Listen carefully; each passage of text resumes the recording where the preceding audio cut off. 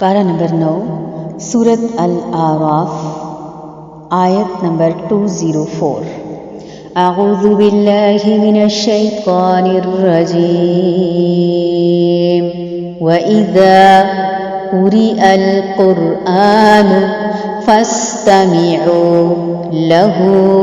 व अंसितू लअल्लकुम तुरहमून। وَإِذَا قُرِئَ الْقُرْآنُ فَاسْتَمِعُوا لَهُ وَأَنصِتُوا لَعَلَّكُمْ تُرْحَمُونَ۔ وَإِذَا اور جب قُرِئَ پڑھا جائے، قرأت کی جائے، القرآن قرآن، فَاسْتَمِعُوا بس غور سے سنو، لَهُ اسے، وَأَنصِتُوا اور خاموش رہو، لَعَلَّكُمْ تاکہ تم، شاید کہ تم، ترحمون تم رحم کیے جاؤ، تاکہ تم رحم کیے جاؤ۔ یعنی اس میں تو یقینی بات ہے کہ قرآن غور سے سنا جائے تو رحمت برستی ہے، اور جب قرآن پڑھا جایا کرے تو اس کی طرف کان لگا دیا کرو اور خاموش رہا کرو، امید ہے کہ تم پر رحمت ہو۔ یہ ان کافروں کو کہا جا رہا ہے جو قرآن کی تلاوت کرتے وقت شور و غل مچاتے، شور کرتے اور اپنے ساتھیوں کو کہتے لا تسمعوا لہذا القرآن، کہ تم اس کو مت سنو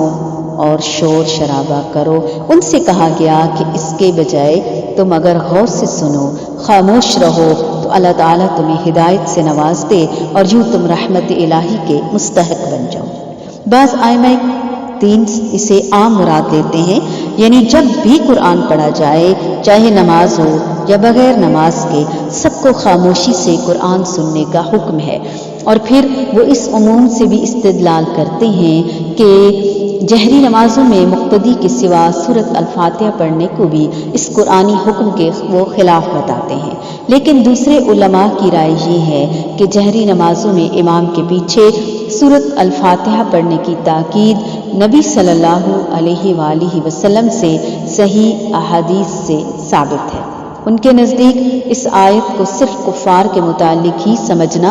صحیح ہے، جیسا کہ اس کے مکی ہونے سے بھی اس کی تائید ہوتی ہے، لیکن اگر اسے عام سمجھا جائے تب بھی اسے عموم سے نبی صلی اللہ علیہ وآلہ وسلم نے مقتدیوں کو خارج فرما دیا، اور یوں قرآن کے اس عموم کے باوجود جہری نمازوں میں مقتدیوں کا سورہ فاتحہ پڑھنا ضروری ہوگا، کیونکہ قرآن کے اس عموم کی یہ تخصیص صحیح و قوی احادیث سے ثابت ہے۔